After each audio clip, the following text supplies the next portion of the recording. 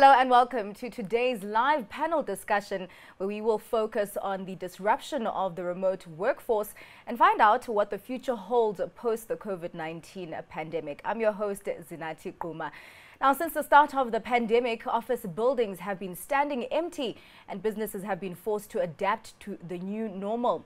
Changing to this new dynamic has brought different challenges that have impacted leaders' ability to manage the well-being of employees as well as their productivity and time.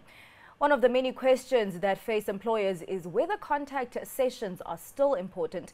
We also talk about some of the unforeseen challenges of remote working and the opportunities that lie ahead. You can follow this conversation and leave a comment using the hashtags on the screen. That's hashtag DisruptingWFH on the Hopin webinar platform. Let me introduce you to the panel of experts who will expand on alternative techniques for different industries and ensuring that employees have the tools they need to perform their required tasks remotely. Dion Geyser, Chief Executive Officer at Liquid Intelligent Technologies, South Africa. Samira Mohammed, Human Resource Director at Microsoft South Africa. Craig Evans, Divisional Executive for Relationship Banking Channel at Nedbank. Videsha Prithviraj, Chief Executive Officer and Chairperson of the Board at LexisNexis, South Africa. Herman de Kock, Executive Head for Sales and Service at Nedbank.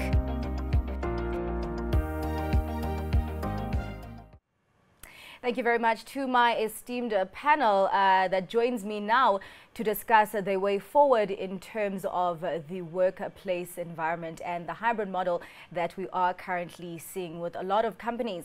Starting with you, Herman, I just want to get a picture from you on the impact that COVID-19 and the subsequent remote working has had on your role at Nedbank and how you manage your team.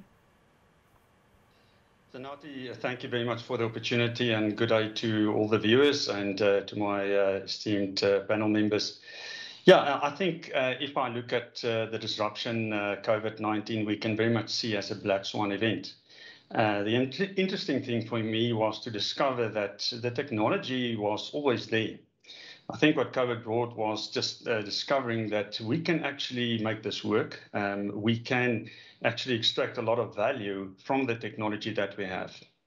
Not just only for managing our staff, but in my role in particular to guide the sales force to stay in touch with our clients, to help our clients to make sense of what is going on around them, and using smart technologies such as webinars like we're doing now to help them to understand the macro dynamics or the risks. We can maybe talk about that later. I think very importantly, from a sales and service perspective, in Nedbank, we also are very excited about our new platform called the Nedbank Business Hub. That's a platform that enables our sales force in the commercial banking space, where relationships are still very important, to stay in touch with our clients. How we do that is we use technology to actually make it a lot easier for our clients to do business with us. Less paper, more digitized solutions, self-service solutions, to really give time and capacity to our staff to still stay in touch via telephone, via email, and in some cases, in-person visits to our valued customers. Over to you, Craig. Herman says that the technology to move to the system has always been there.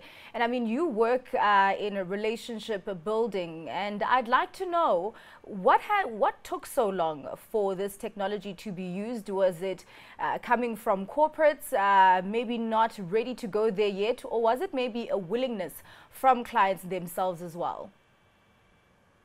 Yeah, thank you, Zanati, and thanks very much for having me in the session. It was a big shift, and certainly the technology was there. But in March 2020, as COVID hit, it was all about safety and sustainability. I guess what held us back is once you're in a comfort zone of doing things a certain way, you're used to being out there, used to connecting. We've got the virtual channels, but we didn't use them as much as we could have or should have. So, that sort of event, and Herman, as you quite rightly put it, that black swan event certainly galvanized us into saying safety first for our clients and our staff, business continuity and ability to connect. And as you rightly said, as a relationship channel, very tough, because relationship is about connection, human connection. And really, how do we ensure that we are in touch with our clients at all times, that we can give them support and the services that they need as they also navigate a very, very unknown and uncertain time. So I think for everyone, a huge shift. But having said that, very comfortable that we had the technology. And, for me, when I reflect back in March, it was almost as though we were able to just step easily into a new way of work and a new way of thinking. But having said that, what is really key, and as we look forward, in our view, is the human touch is always going to be paramount in the way that we engage. There's absolutely convenience and safety attached to virtual connections. But as we get more and more through the pandemic, the human touch will come back to a certain degree. And for us, I think in the relationship channel, an absolutely key part of our business. All right, Craig, we will delve deeper into that human touch a little bit later. I just want to talk to my other three panelists, who are the digital support leaders here, Samira, Videsha and Dion. And starting with you, Dion, the landscape has changed in terms of the technologies that you do provide to businesses. And I'm just interested in the trends that you have seen, that was set into motion by COVID-19, and how those have affected the support that you do give to businesses. Thank you very much, Zanati, and thank you for having us on your show today. I think to the point that our fellow panel members have mentioned, as Liquid Intelligent Technologies, we actually used the period going into COVID to reassess what our medium-term future strategy of the business actually would be. And, as a business, we've always had the aspiration to increase beyond being just a pure telecommunications service provider, to actually offer more services also from a system integration perspective to our end customers. We looked at some of the forecasts from a global business perspective, and we realized, for example, that cloud services, cybersecurity, unified communications like the platform we use today would be absolutely tantamount in terms of the world beyond COVID.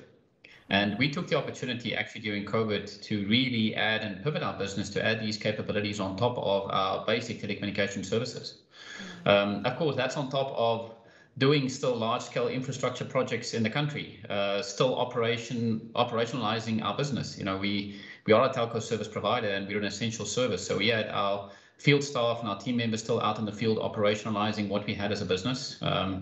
We, during the period of COVID, had a massive investment still in our data center and built about 1,000 kilometers of fiber between Cape Town and Durban during the same time. So, while the different aspects of our business, for example, sales have been impacted in a different way, we took the opportunity to really leapfrog what we believe will be the future beyond COVID. From a customer service perspective, I think to the comment that Herman and Craig mentioned, right? Managing customers, you actually need to look at the customer needs, and many customers really wanted still a personal touch. I'm talking beyond level 5. Of course, level 5, everyone was locked down. And we had to find the means and the needs and the ways of work and the cadence in order to actually manage this transition. And as we just talked about it, as we got into the call, it's long days for many team members on long Teams calls and whatever platform has been used. But we've taken the approach that we put our customers at the heart of our business, and tantamount to that, we put the safety of our people as top priority. And we had to balance that. Sometimes it meant no, but many times it meant yes as well. And it just meant to have your finger on the pulse every second of the day. And that's really how we actually manage that. Samira, over to you.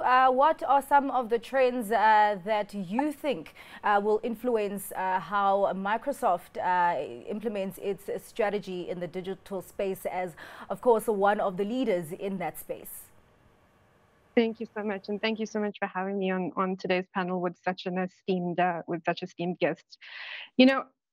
Like every organization, notwithstanding that, we do play heavily in the technology space, we similarly had impacts from a COVID perspective in the move to remote work, and the disruption was absolutely there. But when we look ahead, we have some key data and insights in terms of what the COVID pandemic has unearthed. And certainly, we now know that so much more can be done remotely than we ever thought possible. And the advantages of technology have absolutely been, yet to be untapped to the extent of what it can actually do.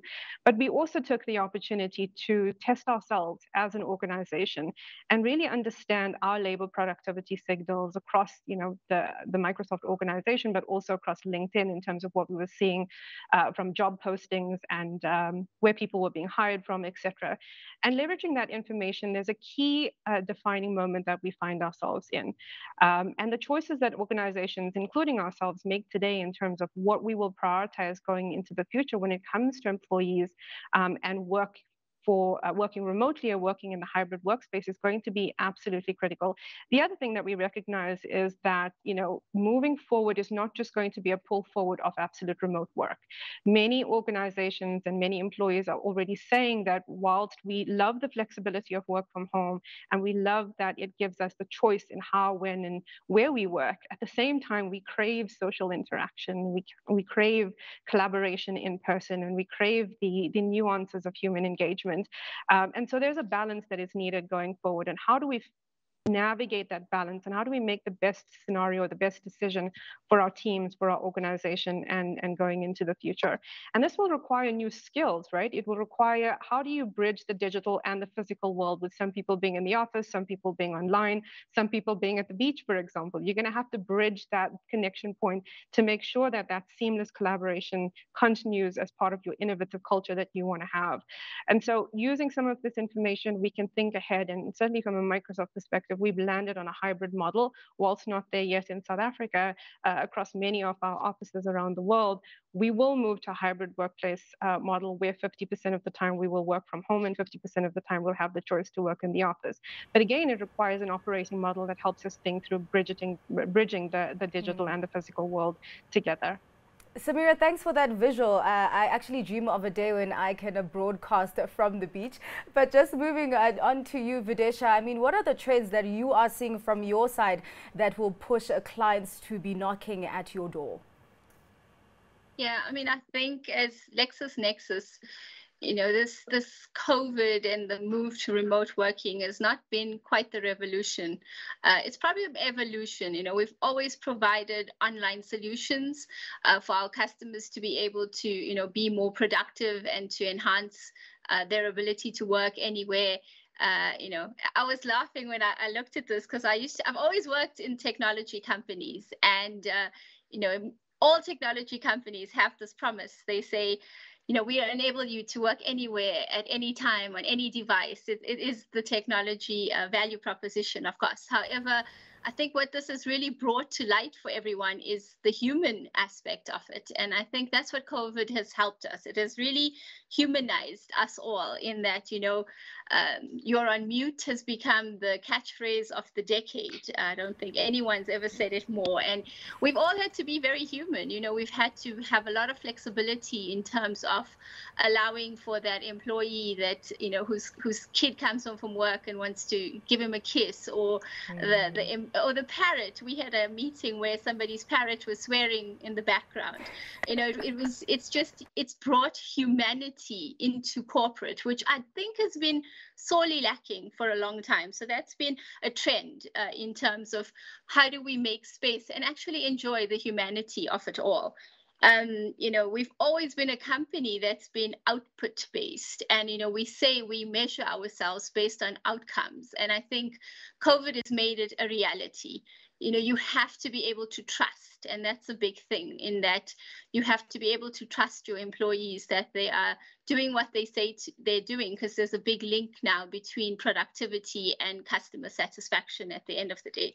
So trust has become front and center for us as well. And what we've seen is our millennials, and we've been talking about them for decades, guys, and this is their era, because they've been saying to us for the longest time, I will not be bound to an office desk. I will not be bound to a time frame where I will work. And now it's become a reality. It's been a manifestation of what they've been asking for. And so I think that's been a challenge in terms of making sure you're able to balance, because it's also about inclusivity at the end of the day. Not everybody wants to work from home. There are people that are very much more productive in an office. And so how do you, from an inclusivity perspective, ensure that you're creating an environment where everybody can thrive?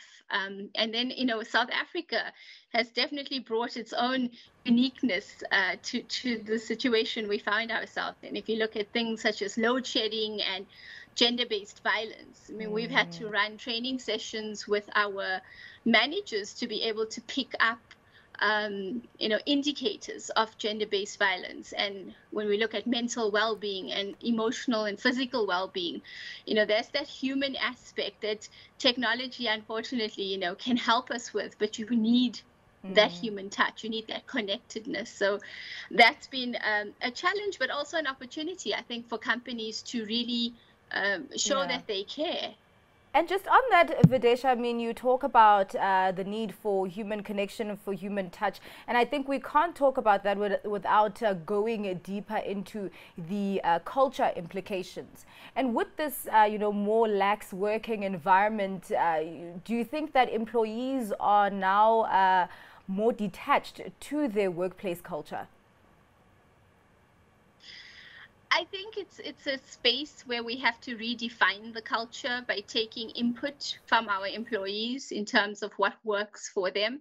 I think that companies that make the effort and, there's a lot you can do around, we've done mute hour, we've done, no strategic meetings on a Friday. We do virtual team sessions and virtual braais and step challenges, etc. So there's definitely a need to keep employees engaged. I think there is a possibility that if companies are not invested in making sure that connection is there to the brand, and that comes through what are the things you're putting on the table to become an employer of choice in this environment.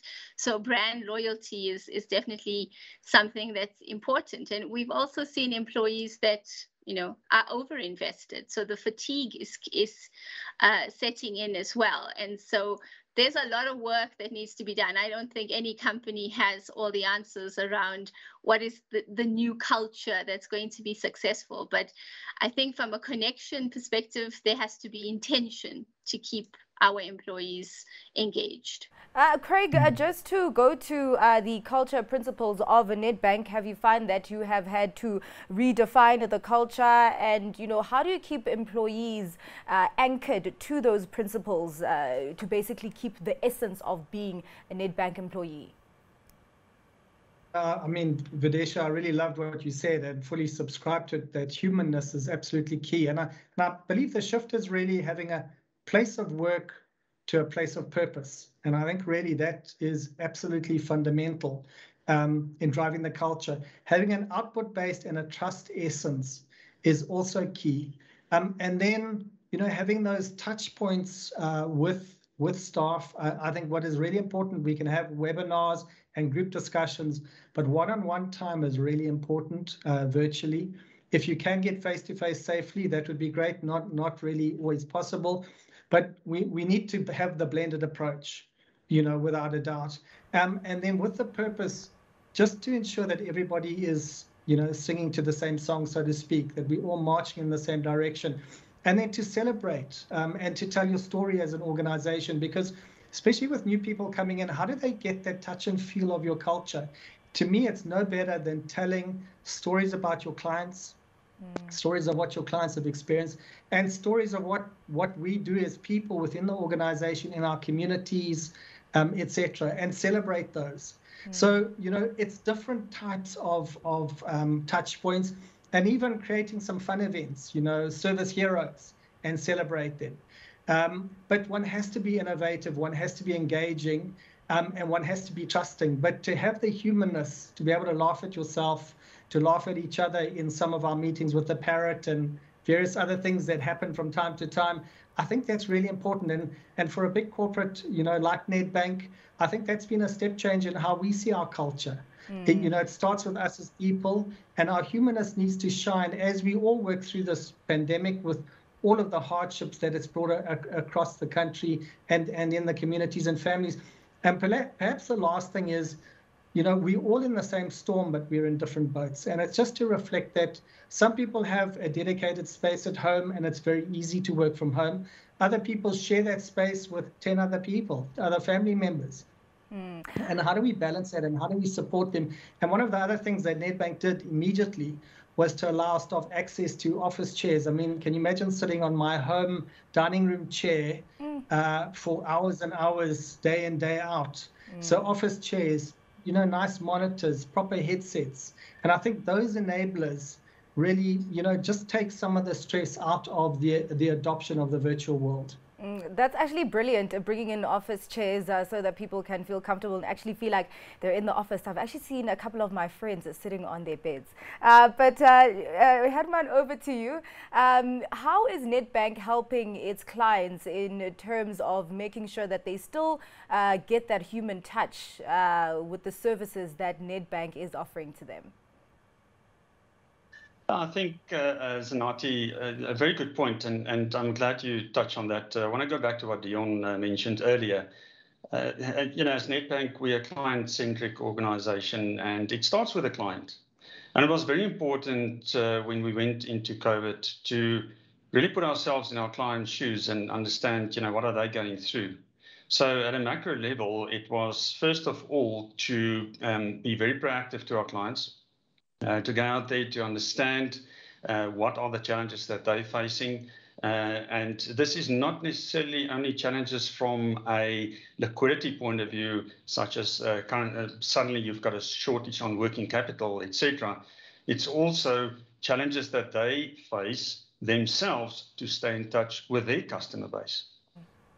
So it's very important to assist and to have to assist our clients to put technology in place that can actually enable them to stay in touch with their client base. And I like that word that Dion mentioned. Every business owner, I think, is challenged with the imperative to look at your business model and to what extent you need to pivot your business model to stay relevant to your clients. And that is where Nedbank came in, and we helped our clients to understand the macro, understand the trends. For instance, how do you remain relevant to your client base where there's been shall we call it a systemic shift in clients' preferences on how they want to shop? We saw in research in South Africa by one of the leading card brands that up to 48% of the consumers out there now prefer to interact with the suppliers, with shops, through contactless payment solutions or online e-commerce solutions. Nedbank is one solution, such as Nedbank Enterprise, where we allow a business owner to really set up seamlessly a wonderful ability for their customer base to stay in touch with them and to do seamless payments in a safe and secure environment. That's not to mention all the contactless payments we have. So apart from the solutions, Zanati, that's the one side, but the other part is also what we call to see the bigger picture and to understand how is this bigger picture going to challenge my business, and to then advise our clients on what to do and how to take their business and to build a sustainable enterprise going forward. Yeah, Herman, thank you. You've explained how corporates are accommodating to clients and their changing needs and behaviors. But we also need to look at the other side. Samira, coming to you with Microsoft, have you seen the priorities of the workforce changing in terms of what they want to get out of the company in these times? Oh, absolutely. And to Vidisha's point, and I think Craig mentioned it as well, workplace culture has become increasingly the most important business imperative today. when it comes to what employees are seeking from their organizations. And it's going to require companies and leaders to think a little bit more strategically about their offerings in terms of their employees. You know, the digital experience in any organization is the employee experience. And if you're not spending time really framing your employee experience, you're going to have a workforce that's either underproductive or not inspired to achieve your business results or drive in alignment with the purpose that you want to achieve. So it's absolutely critical. When you think about the culture, though, you've got to think about it quite holistically in terms of your practices, your policies, the norms you have in place. I like what Vidisha mentioned around no strategic meetings on Friday. Many organizations are starting to think about, some of those, while it might seem small changes, it's really important because these back-to-back meetings, sitting in front of your PC for 8 to 14 hours a day, really no breaks in between. So it's important to start thinking about new habits, new norms, new behaviors that you'll start inculcating into your organization. Because let's be honest, while culture is the glue that holds any organization together, it's the people that hold your culture together. So their needs and their wants are going to be absolutely critical. Thinking ahead in terms of policies as well is going to be really, really important. Employees are looking for different types of interventions that support holistically what they're looking for from an employer perspective. For example, introductions of things like pandemic leave, or time off to be an online teacher, or whatever that may look like in terms of supporting your employees across their full well-being spectrum, mentally, physically, emotionally, as a parent, as a daughter, as a sister. All of those things come into play where you looked at them, in a very one-dimensional way previously as just employees of your organization. You have to see and start looking at them as complete beings. And your service offerings have to address their complete needs.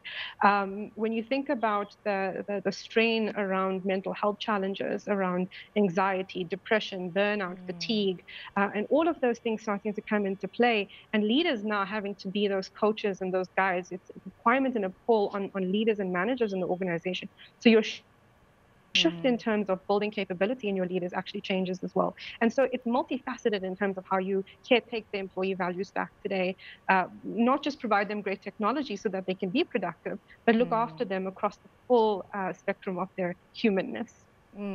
Dion, I actually found it interesting that you would think that you would be the guy who talks about the technology and the machines and nothing to do with the human connectivity, but you actually mentioned that that is very critical. And I'm just interested, with the technologies that you do provide, what are some of the key solutions that you apply to ensure that that technology enhances the culture and connectivity of employees?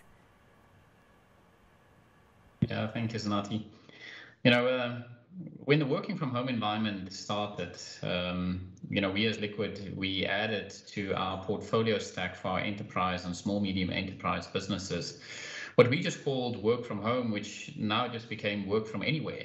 Because, to the point, we could be on the beach. I wish I was, but unfortunately, I'm sitting at home and we have life to live, But we actually looked at all the requirements that our customers had. We did quite an in-depth survey with many of our customers at the end of last year, and what was quite imperative to come out is that we had to address the different aspects from a working from anywhere solution. The first layer being connectivity. Some of us, about 1.4 to almost 2 million people in South Africa, have got fiber passing their homes, but it's only 2 million homes passed, if it's that many in terms of latest results. The other option is to go mobile data. And if you're in an outlying, let's say, area where you don't have either a mobile broadband or a fiber connection, it is to service that with satellite. So we have to provide a product which gives you access to, and we offer that to our customers, which gives access to fiber, whether that be mobile broadband data or even satellite as a connectivity solution. And then we had to address, for example, the situation many of you have experienced when we went into load shedding, which is, it's great that I actually have a fiber connection or I have a mobile data connection, but what happens if load shedding starts, which we all experienced the last 18 months? And then I need a backup solution. And what do I do for a backup solution? And we've actually added to our portfolio, a set of power backup solutions, which is small, medium, or large, even for people that want to potentially even look at solar at home, to even add that to the portfolio. And then the third element is around the specific desktop and applications, like Samira and team from Microsoft, right? Is how do we actually support the business to provide a device for the person to work with, and whether that be desktop as a service, device as a service, or acquiring a desktop by itself. And then lastly, servicing all of that.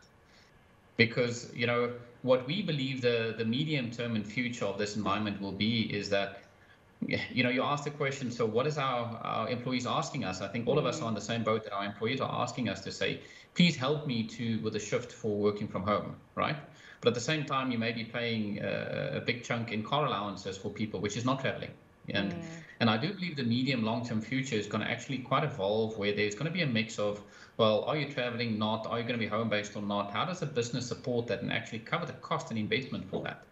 Because while many people have taken the investment to move to home, we don't believe that, or our assessment in terms of what we've done in our interviews is that more than 70% of the workforce have taken short-term steps to put themselves up in working from home. No one thought that it will be 18 months and we're still sitting at home. Everyone thought initially it's going to be 3 months, and that solution became 6, 9, 12, 15, 18 months.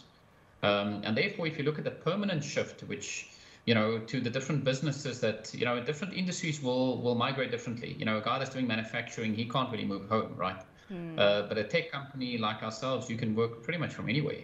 And the different business segments will actually migrate differently. And therefore, we set ourselves up to service those different segments differently with a bespoke set of solutions. And as I mentioned, you know, in the future, in terms of the packages that companies will be providing, maybe it's not a big car allowance, maybe it's a small car allowance and a big working from home package, you know, funded by the corporate. Because what we've seen is, you know, while people have moved home, now you sit with a power interruption.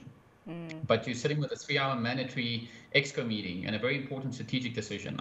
You can't sit with your guys not having connectivity, right? You're sitting with a major network outage. We're a service provider, right? We can't afford our network to be out. I can't afford that the guys aren't reachable.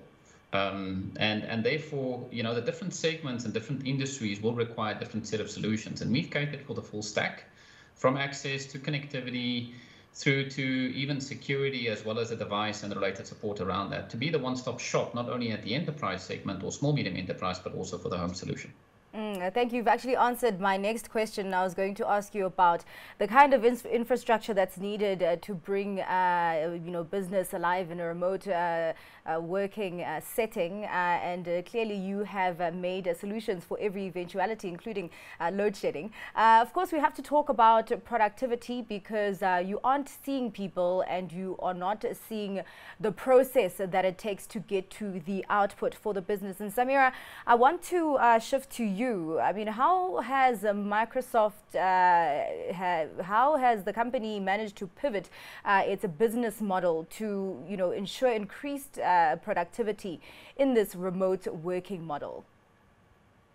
Yeah, it's a really interesting question. And I think, you know, many of the data points that we're already seeing, and I would ask my peers as well, is that we're actually seeing an increase in productivity rather than a decrease in productivity from a remote working perspective. You know, you're able to do so much more because you don't have the drive between meetings or the drive between offices or the commute in the morning. So we're actually seeing an increase in productivity. You know, the first thing to do is, as Dion mentioned, is make sure that the technology is available and it's feasible to be used. And what are your scenarios that you're providing to your employees to make sure that they can remain productive? And it's really important to think through not just the PC and connectivity, but, you know, the nuances and the context within which many employees are operating. What does it mean to have your kids working online at home, and what does that do for your bandwidth, etc.? So there's a lot in nuances to scenarios like that. The second thing is, as Vidisha mentioned, is trust, right? And we spent a long time, even prior to the pandemic, building a culture that relies on trust between us and the organization. So it doesn't matter if you're working 14 hours or 8 hours or even 2 hours, right? We're an impact-driven organization, and we don't time manage you, and we've never had time management and clock in, clock out kind of system. So building trust in terms of productivity was really, really important. And then ensuring that you build in the fun elements as well, right? Because that's what work was for us. It was that opportunity for us to connect, socialize, and really engage on a human and social level. And if you're just doing the work for productivity purposes or for just end goals or for results or for the impact you're looking for, you're going to have a workforce that is digitally exhausted.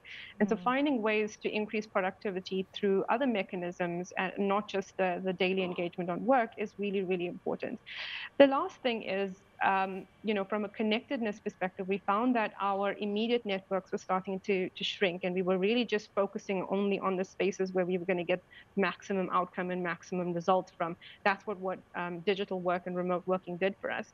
But actually helping our employees expand their network so that their learning continues as well. And as their learning continues, and as they really embedded learning into the workflow of work, rather than being something they did on the side or something that we pull them out for a conference or a webinar to do, really build learning into the workflow of everyday work, really helped build productivity in teams, because you were elevating their capability through the natural flow of work, and that was really important, as well as enhancing the networks that they should be having in terms of engagement and really being productive. Because what we found was employees were doing this. They were trying to get to, how do I get to my outcome as quickly as possible, and who needed to help me get there?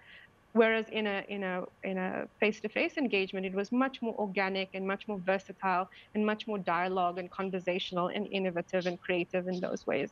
So, it's really not a one-size-fits-all. It's really depending on the situation and where your organization is. But we had to think through some of those nuances to help our teams, remain productive, but also not get exhausted by the productivity that we were seeing. Samira, you've spoken to a point that Craig made earlier on about how there needs to be a shift of work being going from a place of work to a place of purpose. And you've actually just led me into a question that I want to ask Videsha. Of course, we have this more lax environment, but you've also said that within this environment, Samira, that productivity has increased. And from you, Videsha, I want to know, because it seems that companies have had to walk a tightrope between increasing productivity, but also at the same time trying not to overstep, because people still do need that work-life balance. And I'm just wondering, as companies walk this tightrope, what kind of issues do they need to keep in mind to make sure that they don't overexhaust the employees? Yeah, I think one of the things we've done a lot of research on is the social exchange theory, where employees are so thankful for the reduced in terms of flexi time. They're very thankful that we're able to give them flexibility to be with their family, work life, etc. And so you get to an overinvestment. You get to a place where employees are really extending themselves beyond the point that is healthy for them. So I think a lot of companies have to spend a lot of time monitoring that. And in that comes an investment in leadership skills. So I think that in the past, having a management skill set was a little bit different to what is required currently, in that you have to, like I said, we had to train managers to be able to detect certain things around fatigue. You need to have that connection to be able to say, Samira, I think you're working a little bit too much. And you also have to role model. I mean, I found with my Exco team, when COVID first hit us, we spent the days operationalizing the business, right? So you needed to ensure that your business resilience was being tested. So there was a lot of effort going into the daily activities and making sure the company was set up to be able to be remote. And so we found ourselves all meeting after hours at like 9, 10, 11 at night to have the leadership conversations. And, we said to each other, this is not role modeling. If we're doing this, then everyone's doing this. So an awareness, a self-awareness as managers, in that, if you're finding yourself fatigued, then your people probably are finding yourselves fatigued as well. And so there's what's fair that's important, and to define that as an organization and give people the time to do the human things outside of work is really important as well. Herman, with Nedbank's transition to the remote working environment, I mean, what kind of support is Nedbank giving its staff to make sure that they do get the best out of this change in working and environment? So Nadia, I think we spoke about the good, the bad, and maybe one need to talk about the ugly. That's the support that Nedbank provide to our staff, and it actually extrapolated to our client base as well, and that is to be aware of what are the new risks that with all the opportunities and the new technology, unfortunately, also follows. For instance, if we just look at cybercrime, at the height of the lockdown, the FBI reported a 300% surge in cyber attacks. It's estimated now that the cyber crime will cost the global economy way more than $1 trillion US. So, apart from setting up the technology, apart from helping our staff to, adjust to the new pressures and a new way of working, was also to assist our staff to be aware of what are the risks, such as cybercrime and the risks that come with that. And I think what's so wonderful about the technologies that we all learned to use a lot more and a lot better was that the information sessions that we assisted our staff with to be vigilant and to be aware of what the possible risks are and how to identify a phishing or a vishing scam, etc., was to also share that with our clients. Through something like a webinar, where now in the past your clients would have to struggle through traffic to get to a venue. Sometimes, something comes up and they can't make it. Now you record a webinar, you can share it with your entire client base, and it's just a lot more powerful to share that information. So I think that's another point that I just wanted to bring in that we have to talk about and be aware of. And I think then also the technology that we helped our staff to service our clients. And as I mentioned, the Nedbank Business Hub that we're busy rolling out going forward, that makes it a lot less paper-based, a lot more seamless for our clients. But then also we spent a lot of time helping our staff to be aware, as I've mentioned, of the macro trends and how they can engage with our clients and assist our clients to make sense of what's going on around them. One of the interesting key needs that we identified through the pandemic, especially for business owners, was, apart from helping me with my day-to-day banking, just help me make sense of what's going on around me and what I need to do to survive. And to empower and upskill our staff to be able to have that conversation with our clients, and also to provide our staff with thought leadership, articles, insights, backing that up with webinars, getting subject matter experts in, all of that accumulated to our client base feeling a lot more informed, a lot more aware of what technologies are available to augment their value proposition that they take to their customers. Yeah. So I think that was in total a lot of the things that we did to make it a lot easier for our staff to service our clients. Yeah, and of course, we can't forget about the people that are still physically required to be at the office. And I just want to shoot over to you, Craig, in terms of if there is any additional support to the staff that has to go through to the office every day or majority of the time. And also just on the other side with your clients, because it can't just, be about remote working and digital. They also need to keep their non-remote operations as the core of the business. So support for that? Thanks, Donati. So yeah, as far as our staff is concerned, absolutely, there are certain functions and roles in the bank that you need to be on site. Our branch network is obviously a case in point. And we've been really obsessing around staff safety and client safety in our premises. So that's air conditioning systems, social distancing, hygiene standards, etc. And being close to our clients and making sure that their health and safety is absolutely paramount. And that was our mantra right from March 2020 and still continues to this day.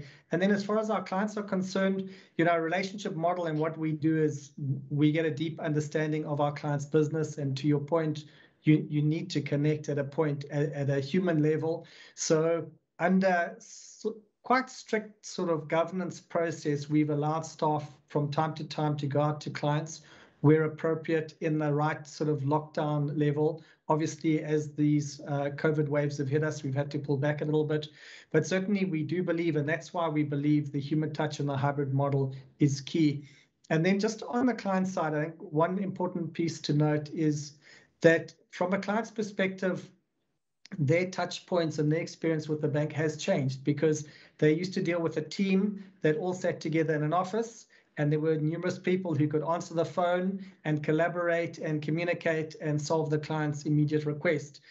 So we've had to be really careful how clients connect with us, and that we do simple things like use call forward to make sure that no client is left in the air. And then I think, the advice all around is to get continuous client feedback, because there are areas where potentially we're not at the level we'd like to be, and we need to fix that immediately. Our aspiration is to have a single touch resolution for our clients, and that certainly is in every instance what we're working towards. Perhaps just the last note is that we're a national business, and I run a national business, so we've got rural geographies and urban geographies, and there are differences in how people operate in the different geographies, how our clients operate and what they expect. Some of our clients are more digitally savvy than others, and it's how do we take them on this journey with us. And I think that's really key, that we as South Africans are all in it together, and it's not about moving ahead of the clients, it's walking together, and making sure that before you diagnose something, walk 1,000 miles in a client's shoes before you come up with your final solution, and really deeply understand what they're experiencing and how they experience it. Craig, you talk about collaboration, and I'm just interested in the sharing of ideas. I mean, when people used to go to the office, they used to share ideas by the printer or by the water cooler. A lot of people have said that that's where the real innovation comes from. How do you cultivate that same interaction while some people are working from home and others are working from the office? Yeah, I mean, that's a really good point, because the pause area is not only cultivate, I think it's great thinking time. And with the back-to-back meetings, as we'd like to put it, on virtual, you spend less time thinking and engaging and, creating that innovation and ideas. So we've had a number of live events for our staff. We have a really healthy chat group going on the side. And I think really important is that a live event needs to be hugely authentic, and there's no question that any staff member can't ask or offer an opinion on. And it's again comes back to Samira's point on culture. It's to create the culture where everyone feels that they can make a contribution, that there's nothing that they can't ask, there's nothing that they can say, and there's no big secrets, and that we co-created together. And certainly I've run a few live events across the country, and I've had brilliant feedback from the staff. And to Herman's point, some good and some, sure, we got to lift our game on a few things, but that's a healthy culture. It's got to be a co-creative culture. But the more time or the more interactions or live events you can have, I guess the stronger the innovation. It still doesn't take away from the fact that there are times when you will need to have a face-to-face and really connect at a human level. Dion, just coming from you, I mean, what kind of tools here should be used to bridge the gap between those formal conversations and those informal conversations? Yeah, thanks, Anati. Look, I'm smiling because there's, as we said before, there's few things that really beat a proper get-together team build, and we're looking so forward to actually being able to get there, post the COVID world, or once majority is vaccinated, we can actually do that. But actually, there's quite a number of online tools. We actually in our business have facilitated for customers and internally many team workshops for full day sessions, where we do brainstorming on applications like Mural, where you can actually typically mirror a sticky note session. You put your ideas and thoughts on a white paper, you go and vote, you go and manage that with a team session. And I must say, the teams have become very creative around that. But I think to the point, the same way where, if you were to do a practical face-to-face leadership team meeting and you facilitate a workshop, you put a lot of thinking into that, right? You think how you're going to orchestrate the outcome, how you actually put that together, how you're going to manage that enough time, as Craig mentioned, for brainstorming time. You need to put that amount of effort also into these virtual sessions. You can't just arrive there and say, okay, great guys, we're now going to do this virtually and it's just going to happen. You need to really apply your mind in the thinking and structuring the time and the dialogue and the setup in such a way that there is enough time for people to form ideas, there's enough time to discuss the ideas, put them down, and then go through a process of identifying some of the root causes and taking actions against that. I mentioned to you, Znat, we've gone through a journey of going from liquid telecoms to liquid intelligent technologies. We've restructured majority of our executive team and even our N-1 and 2 team members. We've had to do this entire journey, majority very much so virtually. We've built a complete new culture framework for our business in the last 8 months, and we've been able to do that virtually. And I think it boils down to being able to really listen, to have enough dialogue, and spending a huge amount of effort around that, and taking decisions on the fly where it really needs you as a management team or an executive team to be present. Case in point is, for example, the week that we all experienced through the looting phase that we just recently had in July, right? Everyone had to just have their fingers on the pulse and being able to take decisions on the fly, and similarly, it is almost like every week is that type of week if you manage a business remotely, And I do believe that the tools exist. As I mentioned, we very much integrated as a business with Teams. We're a very big Microsoft partner and other cloud services partners as well, and the tools exist. But it's about planning enough time and putting structure aside and putting the agenda in such a way to allow that outcome still to be taking people's incorporated ideas into that. And I think I like Craig's comment of just being humane, right? Being a people person. Videsha mentioned the idea that, we brought people into our homes. I've got a 5-year-old son, and many times he comes and he sits on my lap while we're doing a team meeting. Why? Because, well, he's so tired of me sitting behind my PC for 12 hours. It's just the way life is going to be for a while. And that's okay. People accept it, and all of us do that. And that's awesome. Yeah. Thanks. So, Samira, over to you. Earlier on, Herman mentioned that they will be the good, the bad, and the ugly. And of course, in an office environment, in a workplace environment, there will be conflict as well. And I'm just interested from an HR perspective, how Microsoft has been able to manage that conflict now that people are working remotely, conflict between employees and management, because there is no physical point of meeting. Wow, what an interesting question. And I would love to believe, regardless of in person, in the office, or virtual, or a mixture of both, that we're able to have a mature workforce that can handle robust, constructive conversations with maturity, with the best interest of the organization and our customers at heart. So I think the short answer to this is to always maintain what is the end goal you're looking for in terms of absolute customer obsession, absolute customer support. And if you're all striving for the same purpose, then that friction shouldn't necessarily be something that hinders the progress that you're trying to drive.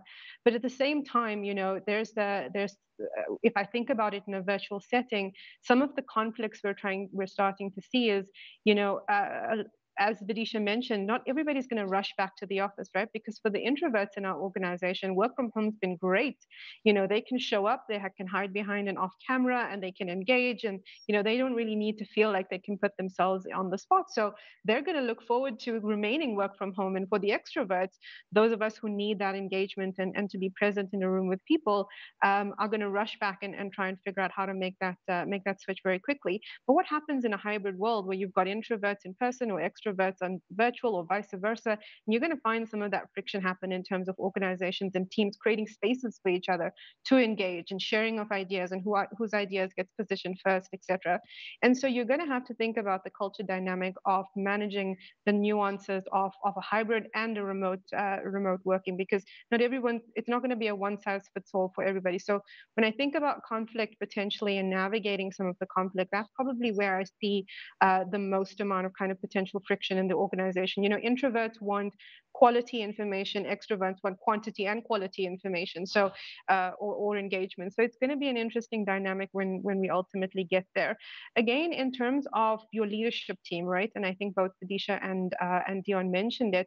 In terms of your leadership and management layer in the organization, their ability to kind of create those spaces where everybody can seamlessly engage and everybody can bring their authentic self, whether introvert, extrovert, or senior or junior in the organization, and engage effectively, all providing the right level of thought leadership, innovation, creativity, whatever that may be. Your leaders are going to play an absolute critical role in how you balance and navigate that. So spending time on the capability and leadership excellence acumen that is going to require to support this change is absolutely critical. And as leaders ourselves, we're learning on the fly as we go, and already we can see some of those things kind of rearing its head. And it's going to require us to think a little bit more on how we manage our teams in unique situations and unique circumstances. But a very interesting question. I never really thought about that one. Yeah. Well, we are running out of time, unfortunately, and I'm going to ask for last words from each of you,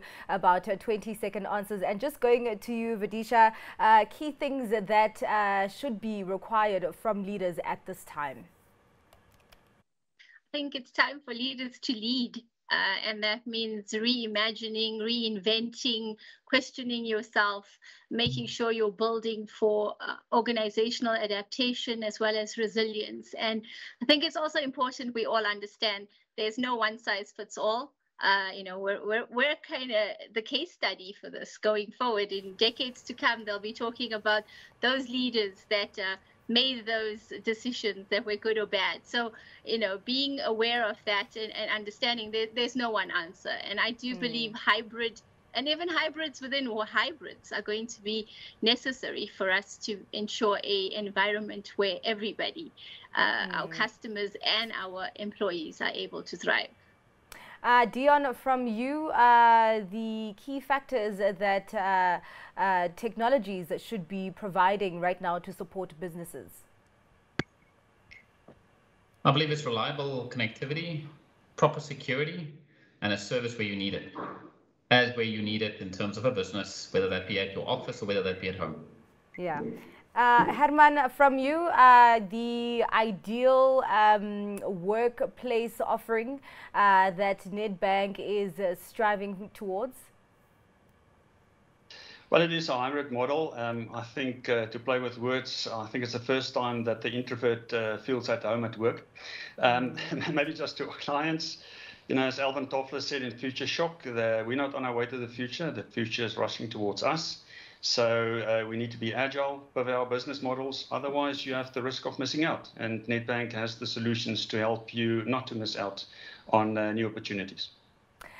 Craig, from you, just last words on the key things that leaders need to be doing to ensure a balanced work-life balance for their employees. Yes, thanks, Sanat. Yeah, I think it's really obsessed about the culture. At the end of the day, the people create the culture. Samira, you summarized that really well. And it's to create that culture where everyone loves what they do, they feel valued, and they have hope in the future. A future, in my view, this is a big game changer, a future full of opportunity for our staff and opportunity for our clients. So I'm very excited with where this will take us.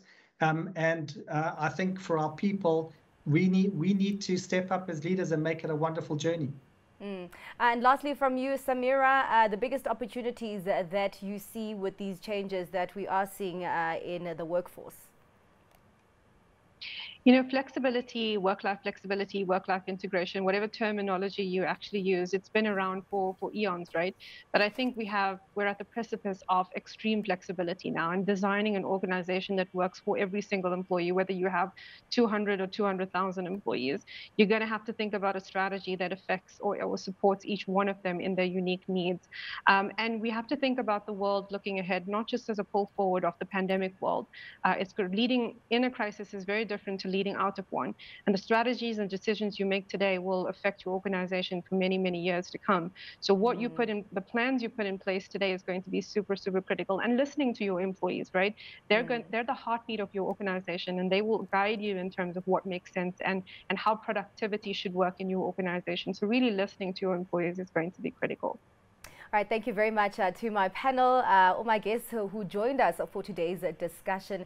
That was Dion Gese, Chief Executive Officer at Liquid Intelligent Technology South Africa, Samir Mohammed, Human Resource Director at Microsoft South Africa, Herman de Kock, Executive Head of Sales and Service at Nedbank, Videsha Prithviraj, Chief Executive Officer and Chairperson of the Board at LexisNexis South Africa, and Craig Evans, Divisional Executive of Relationship Banking Channel at Nedbank. Thank you very much to my esteemed panel for walking us through what the future of work will look like and what it should look like, and their ideal models for the hybrid working system that we are building towards. Really coming out that human connectivity is what is critical in that process, that it's not just about machines and digitization. Thank you very much for joining me. From me, Zinati Kuma, it's goodbye for now.